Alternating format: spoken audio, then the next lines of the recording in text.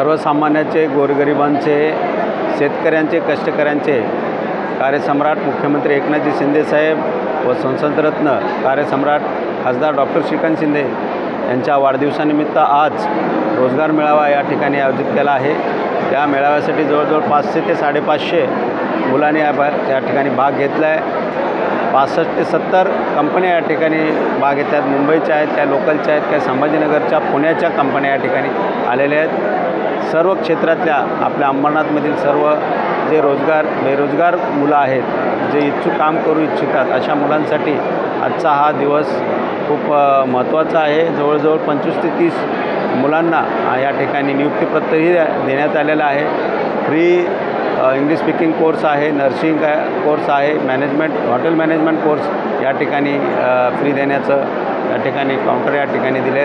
जवळजवळ 10 ते 20 लोकांना त्याचा नियुक्तीपत्र दिले, लाभ दिले, ॲडमिशन दिलेलं आहे। त्यामुळं सर्वांनीच हा मेळाव्यामध्ये भाग घेतलेला आहे।